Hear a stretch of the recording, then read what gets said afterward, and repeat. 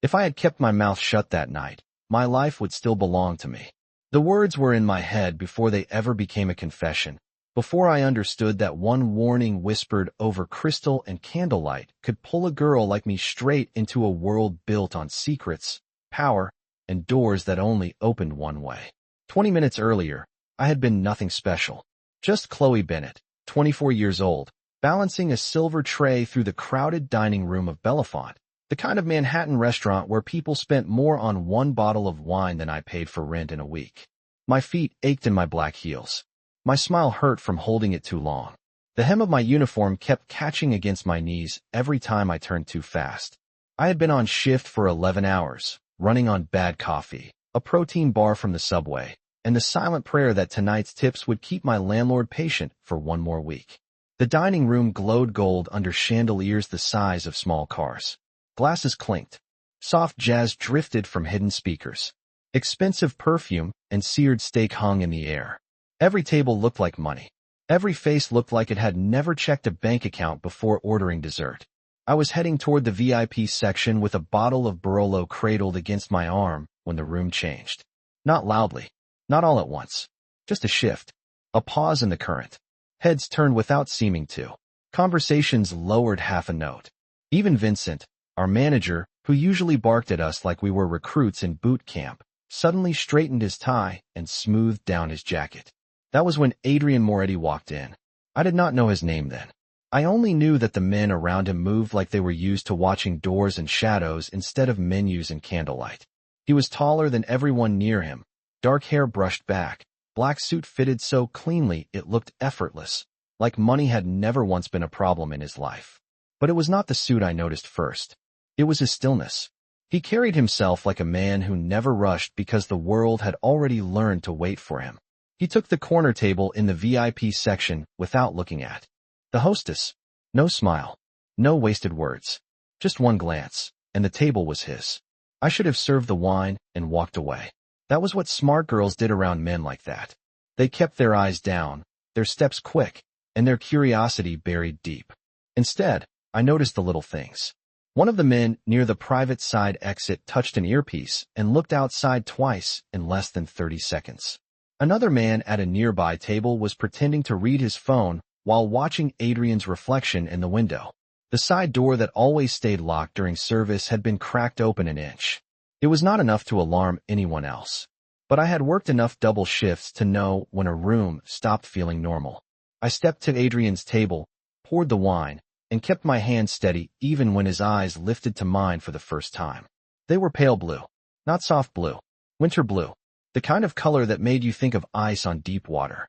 One of his associates was saying something low and urgent, but Adrian barely moved. He sat there with one hand resting near his glass, looking calm enough to make everyone else seem nervous by comparison. Then I heard it. Not a full sentence. Just a fragment from the wrong corner at the wrong time. As soon as he steps out, my stomach dropped so hard it felt like missing the last step on a staircase. I turned, caught the private exit in my peripheral vision, saw a shadow pass behind the frosted glass, and before I could talk myself out of it, I leaned down beside him. Close enough to smell cedar, rain, and something darker beneath it. "Don't go," I whispered. My voice almost failed me. "They're waiting outside." For one terrible second, I thought I had just destroyed my job for nothing. Adrian said nothing. He only looked at me, really looked at me, like he was measuring whether I was foolish, brave, or already dead. Then his fingers stilled beside the wine glass. The men around him went silent. One of them straightened immediately, receiving some signal too small for me to catch. Adrian's expression did not change, but the air did. It sharpened. "Who told you?" he asked quietly. I swallowed. "No one. I just heard enough." He held my gaze another second, and I had the strange, breathless feeling that this man was not used to being warned by anyone, least of all a waitress with sore feet and a rent problem. Then he rose from his chair in one smooth motion, not toward the door, but away from it. "Stay where you are," he said. It was not loud. It was not dramatic, but it landed like an order my body understood before my mind did. Two men in dark suits moved instantly toward the side exit. Another step between Adrian and the dining room without making a scene. Around us, forks lifted, glasses tilted, People laughed at tables lit by candlelight, completely unaware that something had just shifted beneath the surface of their perfect dinner. I stood there with the empty wine bottle in my hand, my heart beating so hard it made my fingertips tingle. Then, from outside, beyond the glass and the velvet curtains and the polished lie of that beautiful restaurant, the night answered back. The sound from outside was not loud enough to make the guests panic. That was what frightened me most. It came through the glass as a burst of screeching tires, a shout cut short by distance. Then silence, so sudden it felt unnatural. Inside Bellefonte, someone laughed at table 12. A woman in diamonds lifted her martini. The piano kept playing. It was like the whole restaurant had agreed to ignore the storm pressing its face against the windows. I stood frozen beside Adrian's table, still holding the empty bottle, while my pulse hammered so hard I thought everyone could hear it. Adrian did not flinch. He did not rush. He only turned his head slightly toward the side entrance where two of his men had disappeared, then looked back at me with an expression so controlled it almost made me angry. I was shaking, and he looked like he had expected the night to unfold this way all along. "Go back to work," Vincent hissed as he appeared at my elbow. His smile was still pasted on for the guests, but his eyes were wild. "Now, Chloe." That should have been enough to snap me back into motion. Normal girls with overdue rent did not get involved in dangerous men's problems. Normal girls apologized, picked up trays, and pretended they did not notice when the air in a room turned electric. I tried to move. I really did. But Adrian was still watching me, and there was something in that stare that made it impossible to slip back into the safety of pretending. One of his men returned first. He leaned close and murmured something too low for me to hear. Adrian's jaw tightened, just once. That tiny shift was the first crack I had seen in him. He stood and buttoned his suit jacket with the same calm precision as if he were leaving a business meeting instead of stepping into whatever waited on the other side of those walls. Then his eyes found me again. "Get her out through the back," he said. I blinked. For a second, I honestly thought I had misheard him. "What?" The question escaped before I could stop it. He took one step closer, and the noise of the restaurant seemed to pull away from us. Up close, he smelled faintly of rain and expensive cologne, but there was another note beneath it now, sharper, colder, like the night itself had followed him inside. "If someone saw you speak to me," he said, his voice low enough that only I could hear, "then you do not belong in front of a window." I should have argued. I should have told him I did not take orders from men who made entire rooms hold their breath. Instead, my throat went dry, because deep down, beneath the fear and confusion and the absurd fact that I was having this conversation in the middle of my shift, I knew he was right. One of his men appeared beside me. "This way, miss." Vincent opened his mouth like he wanted to object, then thought better of it. That scared me more than anything else so far. Men like Vincent objected to everything. The idea that he would go silent for Adrian Moretti told me more than any rumor could.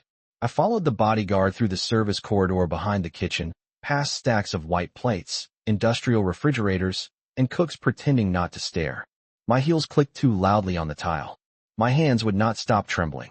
At the back exit, the guard cracked the door open and scanned the alley. Rain had started again, a thin cold sheet turning the pavement black under the security light. My little Honda sat half a block away, lonely and exposed. "Go straight home," he said. "Do not stop anywhere." I almost laughed at the absurdity of that. Home. My fifth-floor walk-up in Queens with the broken radiator and the neighbor who played television too loud at 2 in the morning. Home had never sounded so small and fragile. I stepped into the alley, hugging my arms around myself as the cold air hit my bare skin. The city smelled like wet concrete, exhaust, and trouble. I made it 6 steps before a voice drifted out of the darkness near the dumpster. "You work inside?" I stopped so fast my heel slipped on the slick pavement. A man stepped forward from the shadows, not close enough to touch me, but close enough that every survival instinct in my body lit up at once. He wore a dark jacket, baseball cap low over his face, and the kind of casual posture people use when they are trying too hard to look harmless. "I just need to ask you something about the private room," he said. My mouth went dry. Behind me, the back door of Bellefonte opened again. I turned, desperate, and saw Adrian Moretti step into the rain like he had never left the center of the room at all. His gaze moved from the man in the alley to me, and whatever was in his face made the stranger take one careful step back. Adrian's voice was quiet when he spoke, but it carried through the rain with terrifying clarity. She leaves with me. I should have said no. Any sane woman would have. But sanity had already left the building somewhere between the whispered warning, the silence at Adrian Moretti's table, and the stranger in the alley asking questions no one should have been asking. Rain tapped against the metal dumpster lids and ran in cold lines down the back of my neck. I stood there in my thin black server dress and aching heels, caught between a man I did not trust and a man I definitely feared.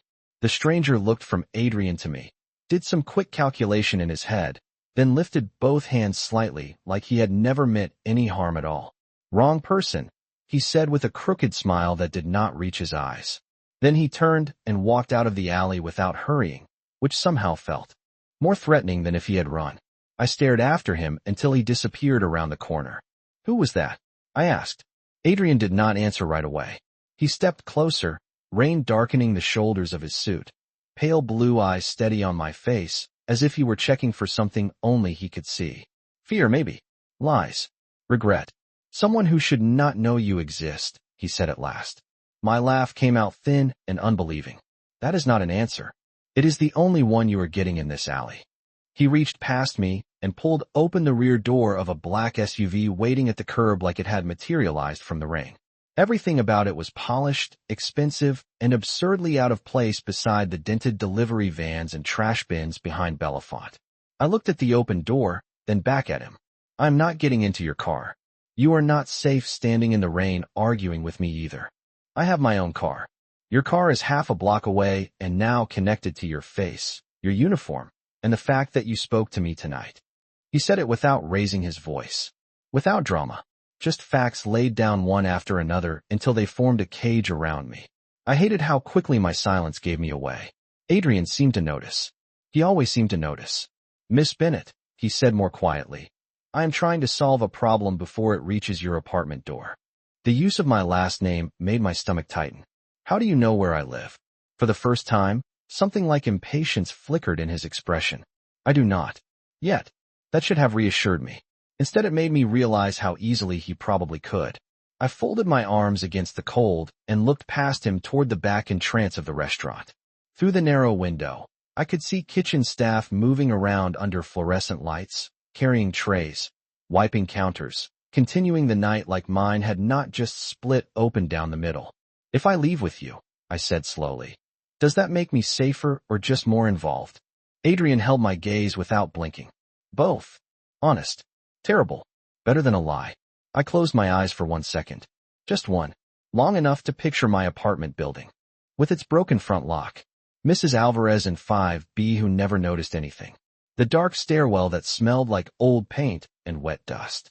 The walk from the subway with my keys threaded through my fingers like tiny knives that would not save me from anything real.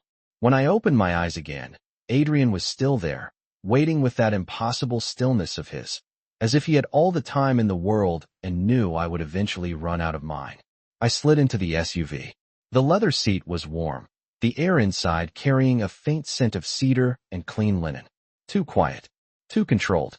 Adrian got in beside me, and the door shut with a soft final click that sounded far too much like a decision.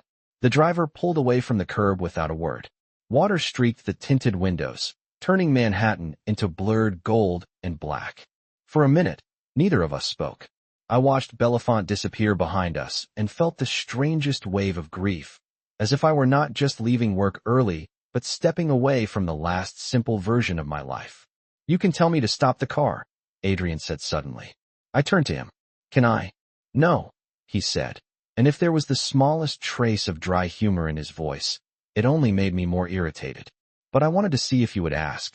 I stared at him, exhausted, frightened, and one bad second away from saying something reckless. "Do you always act like this?" "Like what?" "Like the world belongs to you." His face turned toward the rain-streaked window for a moment, city lights sliding across the hard lines of his profile. "No," he said softly. "Only when I think someone is trying to take something from me." I should not have asked the next question. I knew that even before the words left my mouth. But curiosity had already ruined my night, and apparently it was not finished with me yet. "And what exactly do you think they are trying to take?" Adrian looked back at me then, and something cold and unreadable passed through his eyes before he answered. Tonight, he said. That depends on whether they were waiting for me or for the girl who warned me first. The question landed between us and changed the temperature inside the SUV.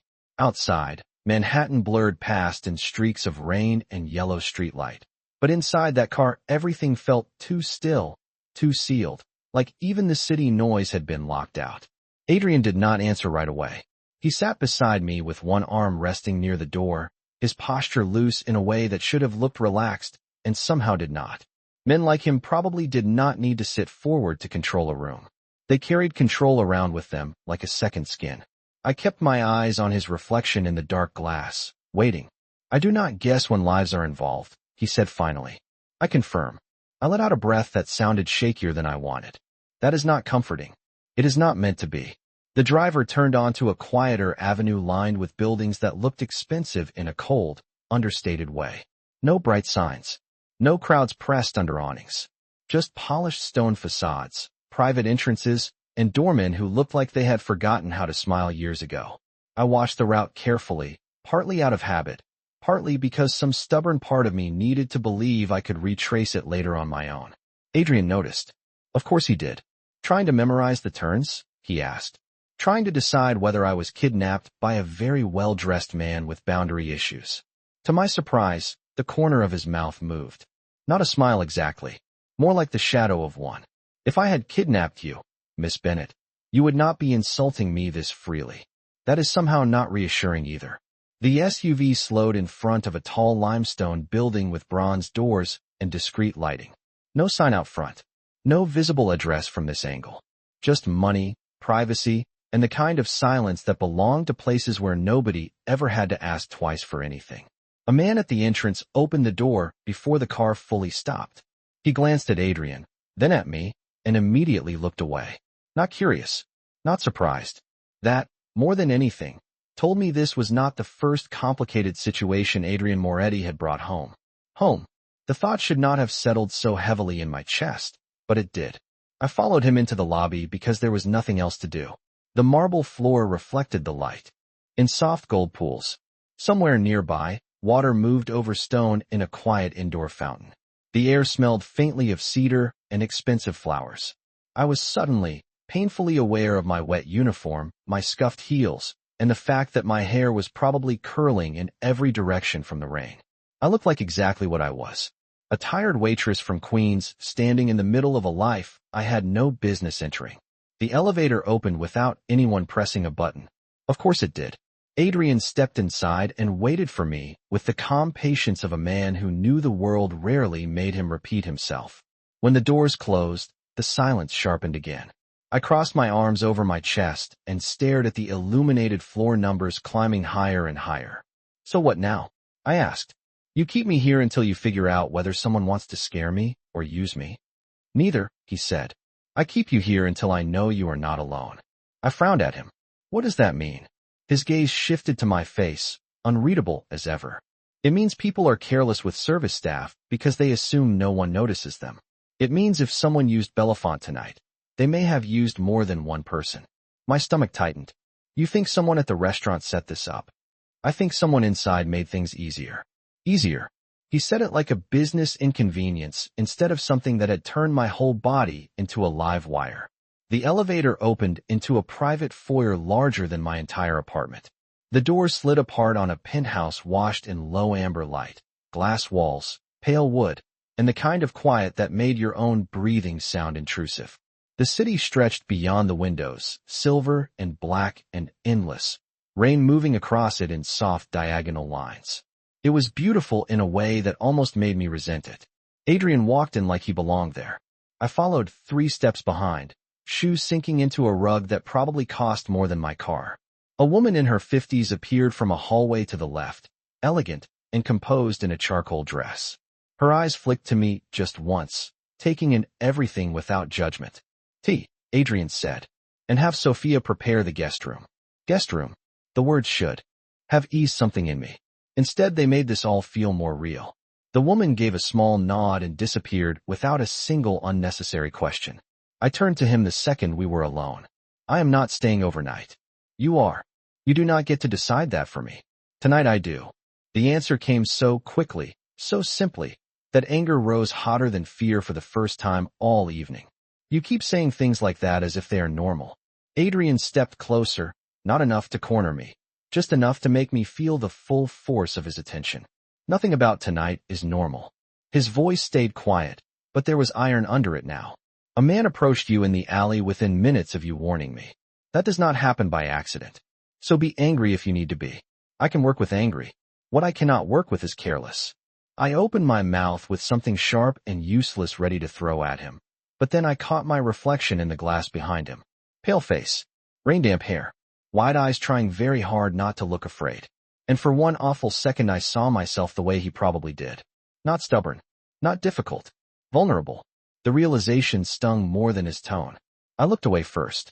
I need to call my roommate, I said, because it was the first practical thing I could grab onto. She will worry. Adrian's expression changed by a fraction. Not softer exactly. More attentive. You live alone. My head snapped back toward him. How do you know that? He held my gaze for one beat too long. Because when you hesitated in the alley, you did not think about anyone waiting for you. You thought about how easy it would be for someone to reach your apartment door. I stared at him, speechless. That was not surveillance. That was worse. Observation. He had read me in seconds. And the most dangerous part was that he had read me correctly. He moved toward a table near the window, picked up a phone, and handed it to me. Call whoever you need to call, he said. Then you are going to tell me exactly what you heard at Bellefonte, and I am going to tell you why I do not think tonight was only about me. I took the phone from his hand, but for a second I just stared at it like I had forgotten how phones worked. My reflection stared back at me in the dark screen. Tired eyes, damp hair, a girl in a black restaurant uniform standing in a penthouse that belonged in a movie, holding a phone handed to her by a man whose name people probably lowered their voices to say. I unlocked it with fingers that still felt unsteady and called the only person who might notice something was wrong tonight. Ava picked up on the second ring. Chloe, it is after midnight. Are you okay? Her voice came through warm and sleepy and painfully normal. I turned away from Adrian, as if that could give me privacy in a room made of glass and tension. I am okay, I said, and hated how quickly the lie came. My shift went late. Something happened at the restaurant, and I am staying with a friend in Manhattan tonight. There was a pause. A friend. Ava repeated, fully awake now. You do not have Manhattan friends. Under any other circumstances, I might have laughed. Instead, I looked out at the rain sliding down the windows 30 stories above the city and tried to sound like a woman whose life had not veered violently off course in the last hour. Apparently, I made one. That earned me a longer silence. Ava had known me since community college. She knew the difference between my real voice and the one I used when I was trying not to frighten the people who cared about me. Chloe, she said quietly, are you safe? I closed my eyes. Adrian had moved to the bar across the room, pouring water into a glass with precise, unhurried movements, but I could still feel his attention on me. It was infuriating how completely I was aware of him even when I was not looking at him. I think so, I whispered. I will call you in the morning. That is not an answer. It is the only one I have right now. Ava exhaled hard enough for me to hear it. Text me the address. I looked over my shoulder at Adrian. He met my eyes once, then gave the smallest shake of his head. Not controlling, not theatrical, just absolute. It should not have irritated me how much that annoyed me. I cannot, I said, but I promise I will check in. Ava knew better than to push when I sounded like this. Fine. But if you vanish into some rich Manhattan murder documentary situation, I am becoming the most annoying witness in New York City. That pulled a weak laugh out of me. Noted. When the call ended, the quiet rushed back in. I set the phone down on the table more carefully than necessary, buying myself a second before turning to face him again. Adrian handed me the glass of water he had poured. I almost refused it on principle. Then I noticed my throat actually hurt from nerves and accepted it with more grace than I felt. The water was cold enough to sting. Your roommate, he asked. Former roommate. Current best friend. Future person most likely to yell at me for surviving badly. Something almost human flickered in his eyes. Useful type of friend. You would hate her. Probably. He gestured toward the long dining table near the windows. It looked less like a dining table and more like a negotiation site where expensive people made terrible decisions over imported wine.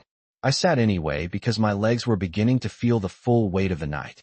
Adrian took the seat across from me, not at the head, which somehow made the whole thing more serious. Less performance. More focus. Tell me everything you heard, he said. Exactly as you remember it. No editing. No guessing. I set the water glass down and forced myself back through the last hour. The crowded dining room. The weight of the tray on my wrist. The men near the side exit. The reflection in the window. The phrase I had heard. One of the men near the private door said, "As soon as he steps out," I began. I did not see his face clearly. He was angled away from me. There was another man at a nearby table pretending to scroll on his phone, but he kept watching your reflection in the glass. And the side door was cracked open. It never stays open during service. Adrian listened without interrupting, elbows resting lightly on the table, hands linked. Stillness again, but different now. Sharper. Anything else? I frowned, reaching back through the details. One of the servers was missing for too long. His eyes narrowed slightly. Which server? Lena. Blonde. New this month. She covered section 3, but I did not see her on the floor for maybe 10 minutes before everything happened. I only noticed because Vincent was already irritated with her during pre-shift. Adrian leaned back by half an inch, and I could almost hear some invisible mechanism in his head click into place. Go on. That is it, I said. At least, I think that is it. You are wrong. The words hit harder than they should have. I stiffened. Excuse me. There is more. You just do not know what matters yet. He rose from his seat and walked to the windows, one hand sliding into his pocket, gaze dropping to the city below. Rain silvered the glass. The skyline beyond looked cold and distant and impossible. Bellefonte rotates service staff on request for private clients, he said. I never request anyone. Tonight your manager placed you in my section anyway. That means one of two things. Someone wanted an unpredictable variable near my table, or someone assumed you would be too invisible to matter. He turned then, blue eyes finding mine with unnerving precision. The problem for them is that invisible women usually notice everything. Adrian's words should not have unsettled me as much as they did. Invisible women usually notice everything. He said it like a fact, not a compliment, and somehow that made it worse. Because he was right. Men in expensive suits talked differently around women like me. They let their guard down. They assumed a waitress carrying wine and clearing plates was part of the furniture, something useful with a pulse, not a person collecting details. I looked down at my hands wrapped around the glass of water and saw the faint red line where the tray had rubbed my skin raw during the dinner rush. Ordinary evidence of an ordinary life. But tonight, ordinary had stopped protecting me. So what now? I asked. You sit in your penthouse, decide I am a problem, and then what? Adrian's expression did not change, but something in the room did. A quieter kind of focus settled over him, the kind that made me think he was most dangerous when he looked the least impressed. If I thought you were a problem, he said, you would not be sitting at my table asking me questions. That is not exactly comforting. You seem disappointed by how often I fail to comfort you. I stared at him. Do people usually laugh at your threats? I was not threatening you. That is somehow more disturbing. For the first time all night, his mouth shifted into something unmistakably close to a smile. It vanished so quickly I might have imagined it if I had not been watching him so closely. A soft knock interrupted us. The elegant woman from earlier entered carrying a tray with tea, a small pot of honey, and a plate of sliced fruit I had not asked for, but suddenly wanted with embarrassing intensity. I had not eaten since the protein bar on the subway. She placed everything neatly in front of me, then looked to Adrian. Mateo is here. Adrian gave a short nod. In my office. She left without another word. I watched the door close behind her. Who is Mateo? Someone I trust to verify things before sunrise. He moved toward the hallway, then paused and looked back at me. Eat something. The command slipped out so naturally, I bristled on instinct. I am not one of your employees. No, he said quietly. If you were, you would have lied to me by now. Then he disappeared down the hall before I could decide whether to be offended or strangely rattled by that answer. Left alone, I looked around the penthouse with fresh eyes. It was not just expensive. It was controlled. Everything had a place. Nothing was loud or overly decorated. No clutter. No photographs scattered on side tables. No signs of chaos or softness. The only personal detail in sight was a chessboard near the fireplace. One game paused in the middle, black pieces set in a pattern that looked deliberate enough to be a warning. I poured the tea because my hands needed something to do. The steam rose in pale curls, carrying the smell of bergamot and something floral. I took one bite of fruit, then another, and hated how quickly my body betrayed how tired and hungry I was. Across the room, the rain kept tracing long silver lines down the windows. The city beyond looked unreal from up here, like a glittering machine built for other people. I wondered how many nights Adrian stood at that glass and looked down at a world he could move with a phone call. I wondered how many women had sat where I was sitting, feeling out of place and overmatched. Then I stopped that thought before it could go anywhere foolish. This was not romance. This was crisis and better lighting. 10 minutes later, I could not sit still anymore. I stood and wandered a few careful steps, stopping near a shelf lined with books. Not decorative books bought by interior designers either. These were worn at the edges, opened and handled often. History, business, art. One novel with a cracked spine. That bothered me more than it should have. A man like Adrian Moretti was easier to fear when he stayed one-dimensional. Books complicated things. I was reaching for the novel without thinking when voices carried faintly from down the hall. One was Adrian's, low and even. The other belonged to a man I had not met, quicker, rougher around the edges. I could not make out every word, only fragments. Belafonte. Side entrance. New hire. Camera gap. My pulse kicked up again. I stepped back from the shelf as if being near their conversation was somehow its own kind of trespass. A second later, I heard my own name. Not loudly, not sharply, just clearly enough to stop me cold. I should have moved away. I knew that. But fear has a way of rooting your feet to the floor when you most need to walk. She was not meant to matter, the unfamiliar voice said. That is exactly why she does, Adrian replied. Silence followed. Then the other man again, lower now. If they know she warned you, her apartment is burned. Her job too. Burned. He did not mean literally. I knew that. He meant ruined. Unusable. Gone in every way that counts when your whole life fits on a waitress paycheck and stubbornness. My throat tightened. The office door opened before I could move. Adrian stepped into the hallway, tie loosened now, one hand holding a file folder. He saw me standing by the bookshelf and stopped instantly. His gaze dropped to my face, and something unreadable passed through it when he realized I had heard enough. You should be asleep, he said. You should be honest, I shot back. That would be easier if people stopped discussing the collapse of my life like I am not in the room. He walked toward me slowly, not defensive, not apologetic, just steady. I was trying to confirm the extent of the problem before I handed it to you all at once. How thoughtful. You are angry. I am exhausted, frightened, unemployed by tomorrow morning, and standing barefoot in a penthouse I did not choose, listening to strangers decide how breakable my life is. Angry is actually one of my better emotions right now. Adrian stopped a few feet away. The file stayed in his hand, untouched. Then I will stop deciding for you, he said. You want the truth? Here it is. Belafonte already removed your schedule for the week. Someone there is moving fast.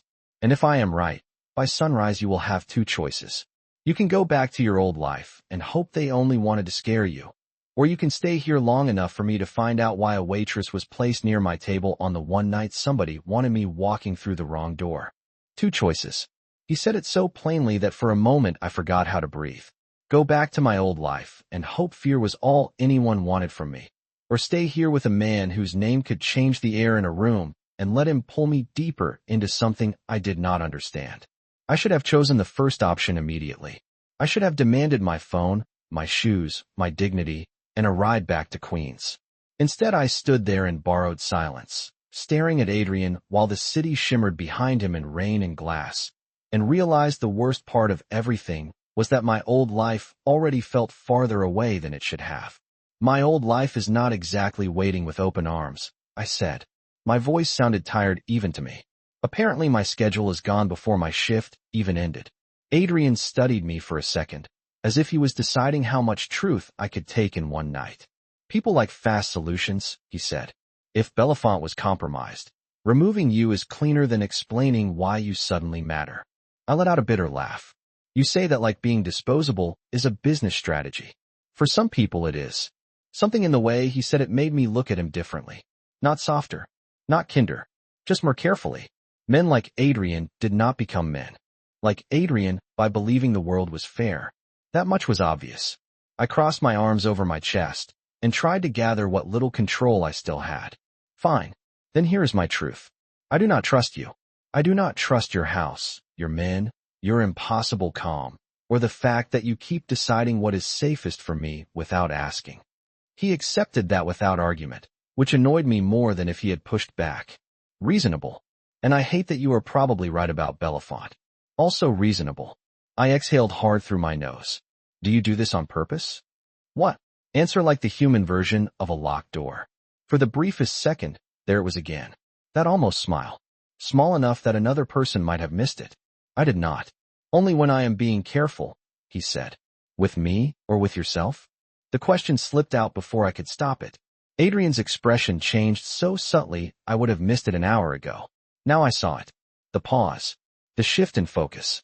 The way his gaze moved to my face and held there just a fraction longer than necessary. Both, he said quietly. That answer landed somewhere deeper than it should have. I looked away first, irritated by the heat that rose to my cheeks for reasons that had nothing to do with fear. I was too exhausted for this strange current between us. Too hungry, too frightened, too aware that he had read me correctly more than once tonight. The elegant woman returned then, carrying a folded set of clothes over one arm and a small tray with toiletries I had not asked for. She offered them to me with the kind of grace that made refusal feel childish. Sophia prepared the guest suite, she said. There is a toothbrush in the bathroom cabinet, and the clothes should fit well enough for tonight. I took the bundle automatically. Soft gray knit pants. A white shirt. Cashmere, probably, because of course a criminal empire would moisturize you against your will. Thank you. I murmured, and she gave me a knowing look that was not quite sympathetic but close enough to make my throat tighten. When she left, the room felt quieter than before. Adrian glanced at the clothes in my arms. You need sleep. I need answers. You will not. Hear them clearly like this. Do not do that. His brows lifted slightly. Do what? Act like you know what I need better than I do. I know you have been awake since before dawn, that your hands shake when you think I am not looking, and that you have not stopped scanning every exit in this room since I brought you here. So yes, Miss Bennet, I know you need sleep. I hated that he was right. I hated it even more because he said it without mockery. No manipulation. Just observation again, sharp enough to feel like exposure. I tightened my grip on the borrowed clothes. And if I sleep, what happens while I am not paying attention? Adrian stepped closer, stopping just far enough away to leave me room. Just close enough that I could see the faint shadows of fatigue under his own eyes. For the first time that night, he looked less like a force of nature and more like a man who had been carrying too much for too long. Then I pay attention for both of us, he said. The softness of it undid me more than any order could have. I blinked, looked down, and immediately hated myself for feeling the sudden sting behind my eyes. No one had said anything that gentle to me in months. Maybe longer. Not because my life was tragic. Just because ordinary struggle tends to go unwitnessed until someone dangerous looks directly at it. You really do not know how to make this less unsettling. I whispered. I know. His voice dropped lower. I am not trying to make you comfortable, Chloe. I am trying to keep you here long enough for the truth to catch up with us. The way he said my first name without hurry, without ownership, without apology, did something unhelpful to the air between us. I took a step back before that feeling could settle into anything more dangerous. If I stay tonight, I said carefully, it does not mean I trust you. Adrian inclined his head once. I would worry more if you did. And tomorrow? He looked toward the rain-dark windows, then back at me. Tomorrow we find out whether Belafonte used you by accident, he said. His gaze sharpened. Or whether someone placed you near my table because they already knew you were the one person in that room who would choose honesty over fear. I did sleep. Not well, not deeply, and not for nearly long enough. But at some point exhaustion dragged me under despite the impossible bed, the stranger's clothes folded over a chair, and the knowledge that one floor away a man I barely knew was deciding how much of my life had just been set on fire. I woke before sunrise to silence, so complete it felt expensive. For a few confused seconds, I stared at the ceiling and forgot where I was. Then the memory came back all at once. Bellefonte. The alley. Adrian's voice in the rain. I sat up too fast, my pulse already running ahead of me. The guest suite was bigger than my apartment. Pale walls. Soft gray light slipping through half-closed curtains. A bathroom with heated floors I did not trust and towels thick enough to feel irresponsible. I stood under the shower until the water ran cool, trying to wash the night off my skin. But fear is not like grease or perfume. It stays. It settles. It waits for you outside the bathroom door. I changed into the clothes Sophia had left for me and stared at myself in the mirror. Without the uniform, without the tight bun and forced restaurant smile, I looked younger. More exposed. Like someone who had wandered too far into the wrong story. The hallway outside was quiet when I stepped into it. The penthouse felt different in daylight. Less theatrical. More dangerous, somehow, because the beauty of it no longer distracted from the discipline underneath. Everything was still exactly where it had been a few hours earlier. No half-finished coffee cups. No abandoned jacket. No signs that anyone here ever unraveled in public. I followed the smell of coffee to the kitchen and found Adrian standing at the counter in a white dress shirt with the sleeves rolled once at the forearms, dark trousers, and no jacket. He was reading something on a tablet, while an espresso machine hissed softly nearby. Morning light cut across one side of his face, turning his pale eyes almost silver. For one absurd second, the scene looked so normal it unsettled me more than the suit had. Men like him should not fit into ordinary moments. They should stay dramatic and distant and easy to categorize. Adrian looked up the instant I stepped in. You slept. It was not a question. Some. My voice sounded rough with sleep and caution. He set the tablet down. Coffee. Is that a peace offering or a tactical move? Caffeine improves decision-making. That feels like a yes to the tactical move. A hint of that almost smile touched his mouth before disappearing again. Cream? Sugar? I blinked at him. You are making it. You seem surprised. You have staff. I also have hands. I should not have found that answer as disarming as I did. I moved toward the island and sat on one of the stools, keeping a careful distance that felt ridiculous in a room this large. Adrian turned back to the espresso machine with the same precision he seemed to bring to everything else.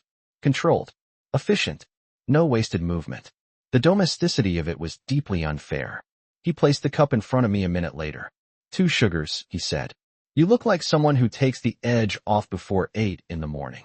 I stared at the coffee, then at him. You profile people over espresso now? Only the ones who warn me before I walk into traps. I wrapped both hands around the mug and let the heat sink into my fingers. And here I thought I was just a staffing complication. Adrian's gaze held mine for a beat too long. You stopped being that last night. The words landed somewhere unstable in me. I took a sip just to break eye contact and nearly sighed at how good it was. Strong. Clean. Exactly what I needed. This is annoyingly excellent, I admitted. I am devastated by your approval. I looked up so fast I nearly laughed, which might have been the point. The problem was that I could not tell when Adrian meant to shift the mood and when it simply happened because he chose the one sentence that cut straight through mine. It made him difficult to defend against. The kitchen doors opened, and Sophia entered carrying a slim folder and a phone. She handed both to Adrian, then offered me a small, almost private nod before leaving again. Adrian opened the folder first. His face did not change, but something in his shoulders went still in a way I had learned to fear. He slid the phone across the counter toward me. This is yours. My heart stumbled. You had my phone. One of my men retrieved it from your locker before the restaurant closed. I stared at the device like it might bite me. That sentence contains at least 3 problems. It also contains your phone. He was not wrong, which was becoming one of my least favorite things about him. I picked it up and saw 6 missed calls from Ava, 2 from an unknown number, and a text from Bellefonte Human Resources telling me there had been a scheduling change and management would contact me regarding my future shifts. Management would contact me. Corporate language for you are already gone. My chest tightened anyway. Adrian watched my face, not the screen. You were right, I said quietly. I know. There was no triumph in it. No satisfaction. Just certainty. I set the phone down carefully before I could throw it. What is in the folder? Adrian was silent for a moment, then turned it toward me. There were still images printed on thick paper. Grainy security shots from Bellefonte. The private hallway. The side entrance. A timestamp from last night. My stomach dropped when I saw myself in one frame, tray in hand, leaning near Adrian's table. In another, a blonde server I recognized as Lena stood by the cracked side door, speaking to someone just outside camera range. The final image made my blood go cold. It showed Vincent, our manager, not in the dining room but near the staff lockers, handing an envelope to the same man who had approached me in the alley. "This was 23 minutes before you warned me," Adrian said. I looked up slowly. "Vincent?" "Yes." My throat tightened around the name. Vincent with his sharp suits from outlet malls and his obsession with table rotation and tip percentages. Vincent who yelled about glassware and napkin folds and once wrote me up for being 2 minutes late after a stalled subway. Not a mastermind. Not a villain. Just a man small enough to sell bigger people access. He knew, I whispered. Adrian's eyes stayed on me. At minimum, he knew enough. I looked back at the photographs, then at my phone, then out the window where the city was waking up like nothing had happened. Buses moving. Steam lifting from rooftops. People hurrying to jobs they believed would still be there tonight. "You said I had 2 choices," I murmured.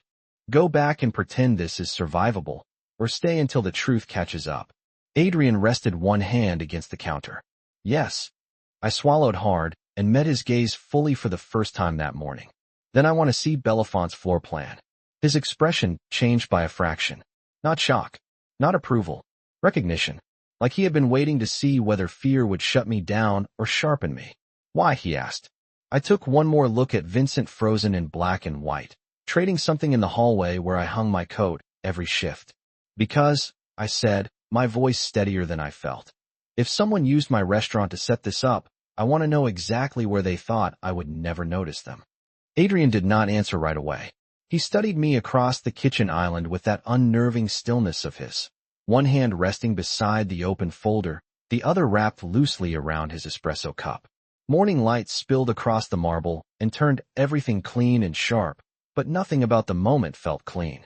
It felt like a line being crossed. Not by him. By me.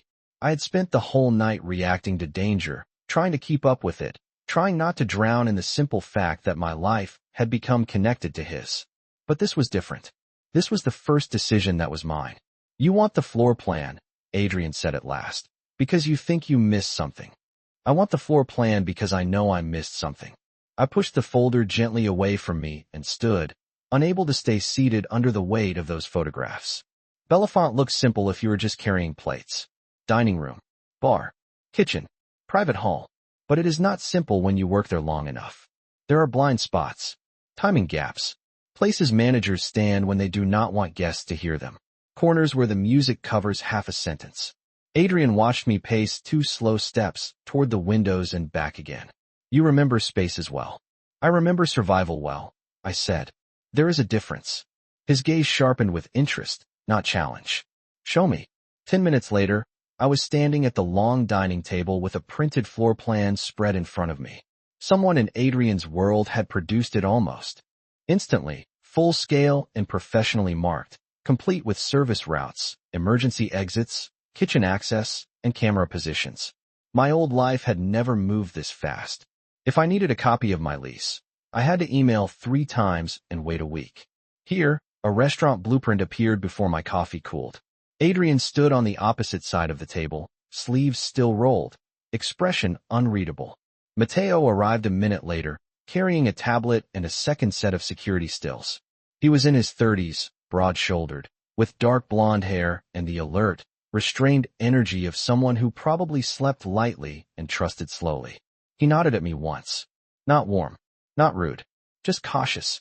"This is Matteo Voss," Adrian said. "He handles problems that require detail." Matteo set the tablet down. "And you are the waitress who noticed what trained men almost walked past." I bristled slightly at waitress, even though that was exactly what I was. Matteo seemed to catch it, because one corner of his mouth moved. That was meant as respect. "I'm having a hard time telling the difference around here." "Fair." Adrian said nothing, but I felt the shift in the air beside him. Approval, maybe. Or just attention. I leaned over the blueprint and pointed toward the side hall near the private exit. "This is where Lena disappeared before service slowed down," I said. "If she stepped off the floor, it had to be here or the wine room. But the wine room camera covers the door." The side hall camera does not catch the angle near the staff lockers. Mateo zoomed in on the digital map. There is a 22-second blind stretch between this camera and the rear service camera if someone moves fast enough. Not even that fast, I said, tracing the route with my finger. If they know when the hostess turns toward the front entrance and when the bartender starts the birthday presentation at table 9, everyone looks the wrong way at once. Mateo looked up. How do you know about table 9? I blinked. Because table 9 always got the dessert sparkler at 8:15 if they paid for the premium package. Silence. Then Adrian, quiet behind me. Invisible women notice everything. I should not have felt that sentence the way I did. But there it was again, that strange pull between irritation and something warmer. I did not want a name. I bent lower over the floor plan to hide it and pointed to the manager station. Vincent likes control, but not real responsibility. If he was involved, he would not stand close to the actual risk. He would position himself where he could watch the room and still look busy. Here. I tapped the service console near the VIP corridor. From there he can redirect staff, stall a server, send someone to polish glassware, or suddenly decide a section needs different coverage. Mateo swiped through the stills on his tablet, then stopped at one showing Vincent near the service console. Timestamp says 8:12. Exactly, I said. That is 3 minutes before I took the second bottle to your table. Adrian's voice came lower now, closer than before. Why does that matter? I looked up at him. Because I was not supposed to be in your section then. He went completely still. Explain. My pulse jumped. Not from fear this time. From certainty arriving all at once. Talia was assigned VIP West when shift started. I was East Room and bar support until the rush hit. Vincent switched me after 8:05 because he said Talia was too slow with high-value tables. But Talia is never too slow. She is his favorite because she flatters men with expensive watches and laughs at his jokes. Mateo frowned. So why move you? I looked back at the map, the answer rising through me like cold water. Because I do not flirt. I do not linger. I do not improvise. I do the job, clear the table, and disappear. Adrian's gaze was on me so steadily I could feel it. He placed you there because you were predictable. Yes, I said softly. And because if something happened, nobody would think the waitress mattered. Mateo glanced toward Adrian. Unless someone inside knew she would notice anyway. I shook my head immediately. No, that is too complicated for Vincent. He did not choose me because I am observant. He chose me because I am forgettable. The room went quiet. The kind of quiet that makes old truths sound louder once spoken aloud. Forgettable. I had worn that word like armor for years. Easy to overlook meant easy to survive. Easy to survive meant rent paid, trouble avoided, head down, shift over. But standing there in Adrian's penthouse with a crime scene disguised as a restaurant map under my hands, I realized something ugly. Forgettable also meant usable. Adrian moved around the table then, not crowding me, just coming close enough that I could see the clean edge of his cuff and smell coffee and cedar again. He placed one fingertip on the blueprint near the private exit. No, he said quietly. That is where they made their mistake. I looked at him. What mistake? His pale blue eyes held mine with a steadiness that made the whole room seem to fall away. They assumed a woman they could overlook would also overlook them. His words stayed with me long after Mateo left the room. They assumed a woman they could overlook would also overlook them.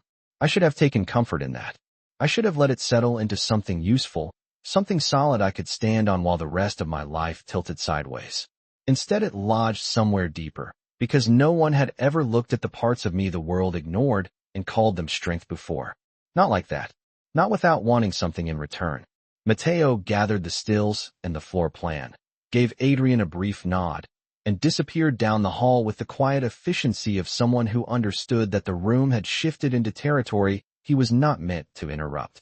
That left me alone with Adrian again, standing on opposite sides of a table covered in evidence that my ordinary life had never been as protected as I thought.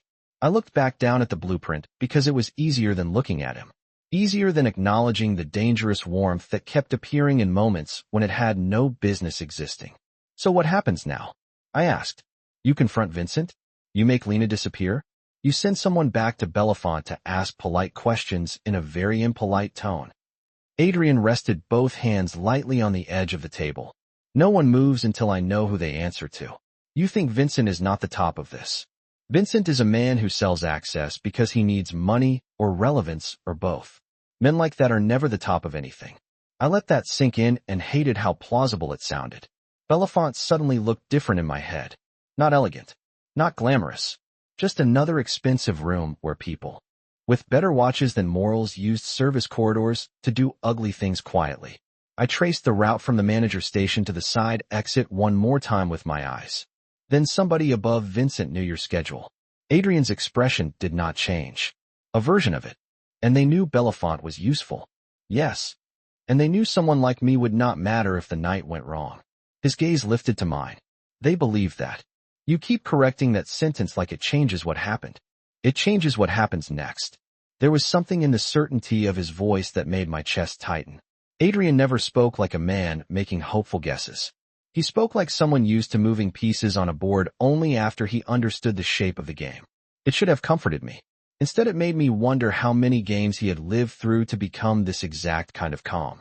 I moved away from the table and toward the windows because suddenly I needed distance from the paper, the photographs, the proof. The city was fully awake now. Traffic crawled in polished lines beneath us. Tiny people moved along sidewalks clutching coffee cups and umbrellas and whatever fragile confidence it takes to begin another day believing it will be ordinary. I pressed one hand to the cool glass. I keep thinking about how close it all was, I said quietly. Not the part outside. Before that. The tiny things. If I had looked the other way. If I had been too tired. If I had decided it was none of my business. Adrian came to stand beside me. Not touching.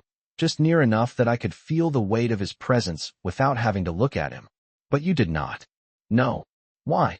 I let out a breath and watched it fog the glass for half a second before disappearing. Nobody had asked me that yet. Everyone else had treated the warning like a fact on a timeline.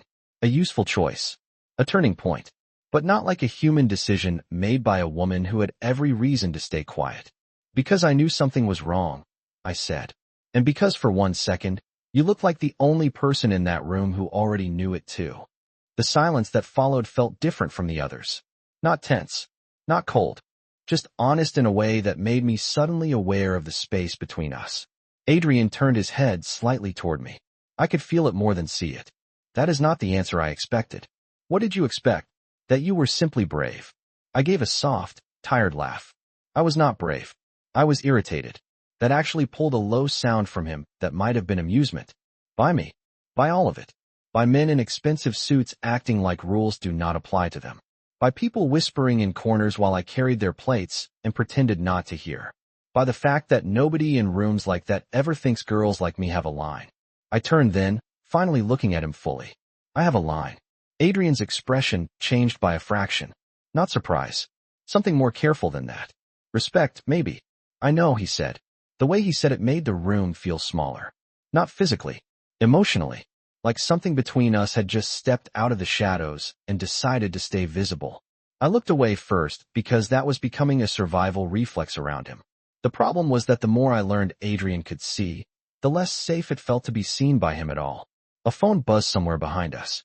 Adrian glanced toward the dining table where his own phone lit up against the wood. He crossed the room, checked the screen, and the air shifted instantly. Controlled again. Focused. Dangerous in the quiet way I was beginning to understand. What? I asked. He looked at me for one beat before answering. Someone used your employee login at Bellefonte 27 minutes ago. My stomach dropped. That is impossible. I am here. I know. He picked up the phone and read whatever had come through a second time, as if precision itself might change the message. The account accessed archived staff schedules, camera maintenance logs, and locker assignments. Every hair on my arms lifted. Locker assignments? Adrian's jaw tightened once. Yes. The room seemed to tilt, just slightly. My locker. My phone had been in there. My spare subway card. The cheap lip balm Ava always mocked me for hoarding. Tiny ordinary pieces of myself suddenly turning into data points in someone else's plan. They are cleaning up, I whispered. We're looking for something they think. You have. Adrian's eyes locked onto mine, pale and cold and completely awake. Which means this stopped being about what you heard the second you warned me. I swallowed hard. Then what is it about now? He stepped closer, phone still in his hand, voice dropping into that low register that always made truth sound more dangerous. Now, he said, it is about why someone believes the waitress from Queens walked away with something more valuable than her own safety. More valuable than my own safety. The words stayed in the air like smoke, turning everything sharper, colder, harder to pretend away. I stared at Adrian and tried to make that sentence fit inside anything reasonable. But nothing about this had been reasonable since the moment I leaned toward him in Bellefonte and decided his life was somehow my problem. I did not take anything, I said. My voice came out too fast, too certain, the way voices do when fear gets there first. I had my phone, my order pad, a pen that barely works, and a stain on my cuff from Cabernet. That is it. Adrian did not move. I believe you. That is convenient, because I am not sure I believe me anymore. I turned away and started pacing before I could stop myself. 3 steps across polished wood. Turn. 3 steps back. My mind was racing through lockers, hallways, phone screens, trays, receipts, every tiny stupid object I had touched in the last 24 hours, as if panic could rearrange memory into answers. What if it is not something I took? I said. What if it is something I saw without realizing it mattered? Adrian followed me with his eyes, not interrupting. That was becoming its own kind of pressure, the way he let me think all the way to the edge of an idea before he stepped in. Then we treat your memory like evidence, he said. Not emotion. Easy for you to say. No, he said quietly. It is not. That stopped me. I looked at him again. Really looked. His tie was gone now. His sleeves were rolled. The morning had moved on without either of us noticing, but he still seemed built for the exact same moment I had walked into. Controlled. Precise. Untouched by panic. And yet there had been something in those 2 words. No, it is not. Something old. Something earned. You have done this before, I said before I could stop myself. His gaze held mine. Yes. With someone else? A pause. Not long. Long enough. Once. The answer landed heavier than I expected. I did not know why that bothered me. Maybe because it made his protectiveness feel practiced. Maybe because it suggested a history I could not see. Maybe because some selfish, irrational part of me did not want to picture him standing in this same controlled silence over anyone else. What happened? I asked. Adrian looked past me toward the windows, toward the city, toward something farther away than either. I trusted the wrong person inside a safe room, he said. And someone I should have protected paid for my mistake. He said it with no tremor, no visible fracture. But the room changed around the words anyway. A quiet grief. Old enough to be folded neatly. Heavy enough to still live in the corners. I felt my own anger soften around the edges. Not disappear. Just lose some of its heat. So that is why you keep watching everything, I said. That is why I do not ignore details. I should have left it there. But exhaustion and honesty are dangerous together. And that is why you keep watching me like I am either the answer or the next disaster. Adrian's eyes came back to mine, and for one breathless second I thought he might deny it. He did not. I watch you, he said carefully. Because you became important too quickly. My heart gave one hard, foolish beat. Important too quickly. Not safe. Not useful. Important. I looked away before that word could do anything reckless inside me. That is not a normal sentence. I have not offered you a normal day. A dry laugh escaped me, frayed around the edges. That might be the truest thing you have said so far. His phone buzzed again. This time he glanced at the screen and crossed the room without checking whether I followed. I did. Of course I did. He opened a secure message thread and handed me the phone. A still image filled the screen. Grainy. Back hallway of Bellefonte. Timestamp from last night. My locker row. In the frame, Lena stood with her back turned to the camera, the door to my locker open. My stomach dropped so fast it felt physical. That is mine, I whispered. I know. I swiped to the next image. Vincent appeared beside her, looking over his shoulder. In his hand was my order pad. My old, coffee-stained order pad with Bellefonte's logo at the bottom and my cramped handwriting all over it. Why would they want that? I asked. Adrian took the phone back and enlarged the image with 2 fingers. Because of this. He turned the screen toward me again. At first I only saw messy pen marks, table numbers, shorthand notes from a slammed dinner rush. Then my breath caught. In the lower corner of the page, squeezed beside a wine order and the initials for a dessert comp, was a line I did not remember writing. Doc 17. 11:30, side entrance confirmed. I stared at it until the letters blurred. I did not write that. My voice sounded far away. I would remember writing that. Adrian's expression darkened, not with anger, but with certainty arriving too fast. Someone used your pad as a message point. At work? Yes. Why? Because no one questions a waitress carrying notes. I pressed my fingertips to my temple, trying to force the room to steady. Dock 17. Side entrance confirmed. The phrase scraped against something in my memory. Not from Bellefonte. From earlier. From the terrace. The overheard whispers before the glasses shattered. Shipment arrives Thursday. Port Authority. Warehouse 17. I looked up so suddenly the chair beside me scraped the floor. No, I whispered. Adrian went still. What? My pulse was hammering now, not from fear but from the terrible shape of a pattern finally clicking together. I heard that number before, I said. Not on my pad. At the restaurant. The men on the terrace. They were talking about a shipment and some kind of pickup point. I did not understand it then because I was trying not to get caught listening. Adrian stepped closer. What exactly did you hear? I closed my eyes, forcing it back. The clink of glasses. The music. The low male voices under it all. One of them said Thursday. Another said side entrance. I remember that because it sounded strange in a place like Bellefonte. And I remember 17 because numbers stick in my head when I am taking orders. I opened my eyes again. Dock 17. Adrian's face hardened into something absolute. Then they were not just planning. Around my dinner. They were coordinating something larger through the restaurant. My mouth went dry, and my order pad ended up carrying part of it. Yes. The realization hit all at once. Why they accessed my locker. Why they checked assignments. Why Bellefonte moved so fast to erase me. I had not walked away with proof because I was clever or brave. I had walked away with proof because no one had realized proof had been written on something I touched every 10 minutes. Adrian looked at me with that terrifying calm that always meant the danger had become clearer, not smaller. Chloe, he said, voice low and exact. The reason they are cleaning up is because your handwriting is not the evidence. The paper is. And if we do not get to Bellefonte before they do, the one thing linking last night to whatever happens at Dock 17 disappears with your locker. For 1 second, neither of us moved. The city kept going beyond the glass. Coffee cooled on the counter. Somewhere below us, horns sounded and buses sighed, and people stepped into an ordinary Thursday morning. But inside that penthouse the world had narrowed to a locker in the back hall of Bellefonte and a sheet of paper that had become more dangerous than it had any right to be. Then we go now, I said.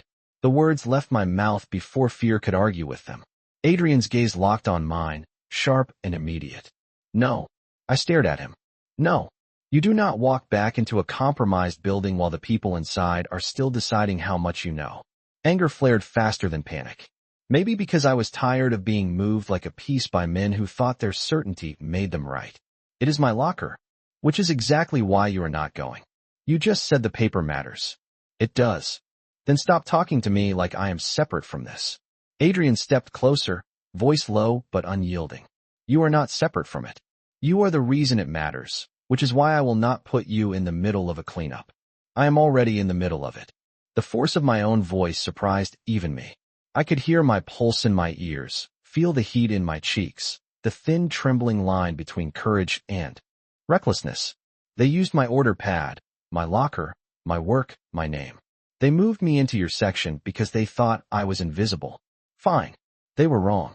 But do not stand here and tell me I get to become evidence while everyone else makes choices about what happens to my life. Something changed in Adrian's face then. Not anger. Not surrender. Recognition. Like he had been waiting for me to cross some line he already knew was there. The silence stretched. Then he asked the question that mattered. If you go back, what do you know that my men do not? I took one breath. Then another. Forced my thoughts into order. Bellefonte rose in my head exactly as it always had. Not glamorous now, but practical. Routes. Timing. Habits. Faces. At 11:30 the lunch vendor uses the service elevator on the west side because the freight dock is too crowded, I said. Security at Bellefonte checks delivery badges at the front, but not consistently at the basement ramp if they think you are regular staff. The locker hall camera skips every 40 seconds because Vincent refused to replace the old system after the spring leak. The cleaning crew clocks in at 10:45, but Marta does not arrive until almost 11 because her bus from the Bronx is always late. If someone wants to get into the locker area unnoticed, the best window is between 10:50 and 11:10, when the prep cooks are yelling for produce. The manager is pretending to solve payroll, and nobody looks twice at a woman carrying linens. Adrian's eyes stayed on me the entire time. Mateo, who must have stepped back into the room without my noticing, let out a low breath. "She is right about the camera skip," he said. I turned to see him by the doorway, tablet in hand, posture alert. He looked from me to Adrian. "And if the logins were accessed this morning, there is a good chance they plan a final sweep before lunch service." Adrian said nothing. Mateo did. "We can send in a team." "No," I said instantly. Both men looked at me. I kept going because stopping would have meant letting them take the decision back.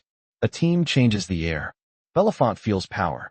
It notices expensive shoes and men who do not belong in kitchens. You need someone who can move through there without making the room blink. Mateo studied me with a new kind of focus, less cautious now, more evaluative.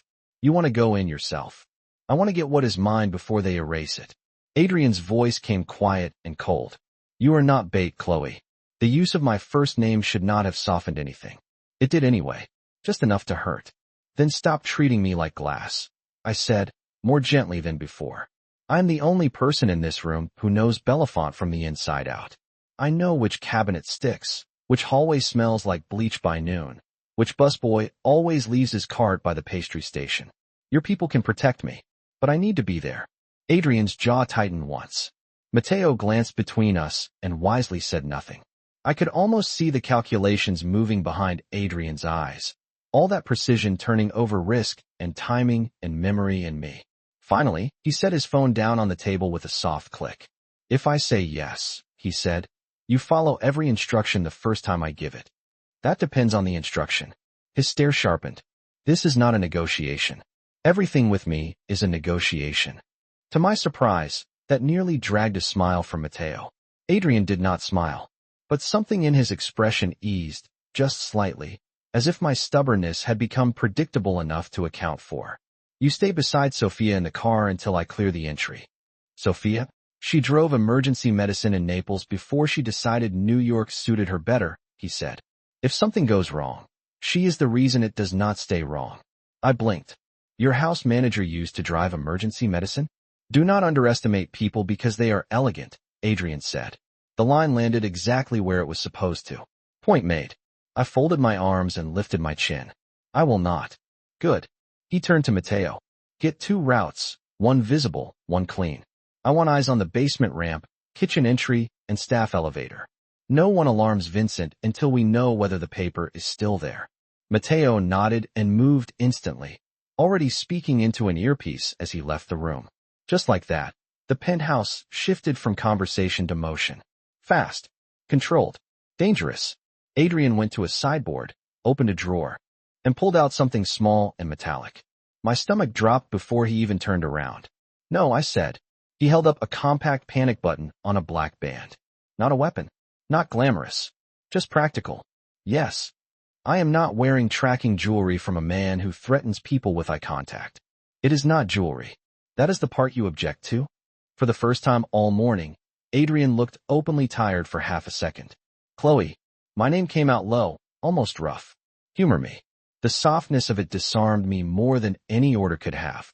He crossed the room and stopped in front of me, close enough that I could see the tiny silver threads in his pale blue eyes and the faint shadow where fatigue had finally touched his face. He did not reach for me immediately. He waited. The choice laid silently between us. I extended my wrist before I could second-guess it. Adrian's fingers brushed my skin as he fastened the band in place. The contact lasted less than a second. It still sent a quiet shock through me.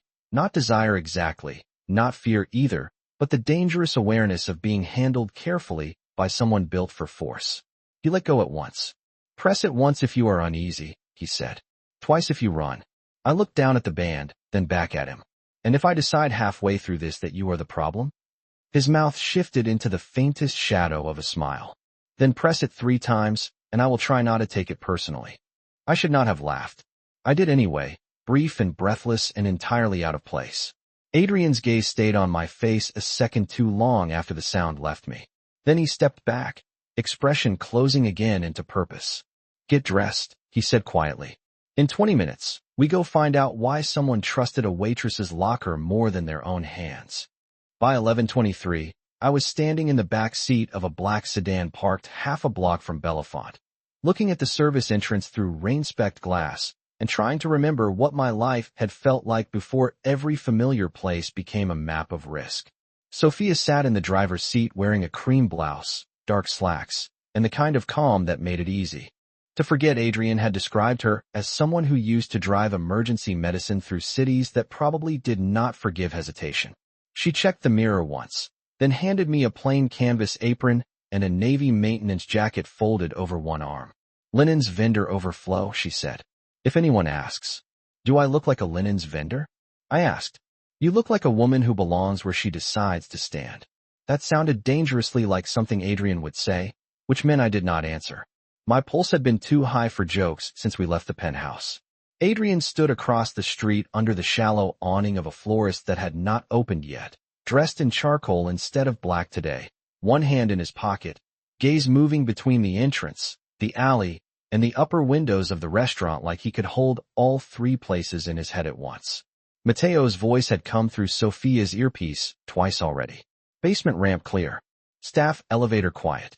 No visible movement from Vincent. Everything was still enough to make me more nervous, not less. Quiet is only comforting when you trust what silence is hiding.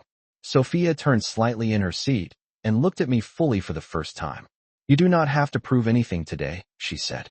"That is usually when people make mistakes." I adjusted the borrowed jacket over my clothes and checked the black band at my wrist.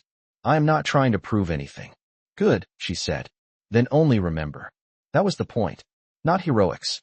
Not pride. Memory." I had repeated Bellefonte's back corridors in my head the entire ride downtown. The chipped corner by the dry storage room. The sink that ran hot too fast near pastry prep. The left locker hinge on row 3 that squealed unless you lifted the door before pulling. Tiny things. Ordinary things. The kind of details no one in Adrian's world could buy from a blueprint, because some knowledge only lives in bodies that have spent long shifts standing in the same tired shoes. My phone buzzed once in my pocket. A text from Ava. "Still alive?" ? I stared at it for half a second, swallowed the sudden ache in my throat, and typed back one word. "Yes." Not enough. All I had. Sophia's earpiece crackled. "Entry clear," Mateo said. Sophia looked at me.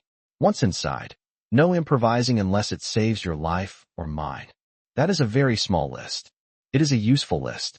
I opened the car door before I could think better of it. Cold air met me first, then the smell of wet pavement and coffee from somewhere farther down the block. Bellefonte looked wrong in daylight. Less glamorous. More mechanical. Delivery crates stacked by the side ramp. Someone hosing down the curb. A dishwasher smoking beside the basement rail with his head bent toward his phone. The magic always depended on darkness. Morning exposed the labor underneath. I crossed the sidewalk with a rolling cart of folded linens that Mateo's people had somehow produced in under 10 minutes, because apparently Adrian's world ran on impossible logistics and deeply alarming efficiency. No one stopped me at the service entrance. Of course they did not. That was the whole point. Women with carts, men with mops, delivery guys balancing coffee trays. Invisible traffic. I moved through the basement corridor with my head slightly down and my eyes working harder than ever. The wall clock over prep read 11:27. Too close. Voices echoed from the kitchen above. Metal clanged. A cook swore in Spanish. Somewhere a printer spat out a ticket. Bellefonte was waking into lunch service exactly the way it always had, and that almost undid me. I had stood in these halls 100 times. Complained about them. Rolled silverware in them. Hidden in one to cry once after rent went up and my car needed brakes I could not afford. Now every familiar corner felt like a question someone else had written. My locker row appeared at the end of the narrow hall, half hidden behind stacked sanitizer boxes and an industrial fan that never worked right. Empty. Too empty. My skin tightened. I pushed the linen cart forward, blocking the camera angle on instinct, and stopped in front of row 3. Locker 17. Mine. The door was slightly misaligned at the top, just enough to tell me someone had opened it without lifting first. My heartbeat turned loud. I pressed the handle. Locked. Not from the central staff panel. From inside with a portable latch. Somebody had not just checked my locker. Somebody had planned to come back. My fingers moved to the edge of the metal seam, feeling for the place where the cheap paint bubbled near the hinge. Still there. Good. Under the lowest shelf inside, taped behind the loose backing board, I had once hidden $80 in emergency cash from myself, so I would stop spending it on late-night groceries and subway rides after double shifts. I had forgotten about it until this second. Forgotten that the board came loose if you pressed the lower right corner and pulled up. Forgotten that no one looking quickly would know it existed. Not no one. No one except the woman who had worked this locker for 2 years. My breath caught.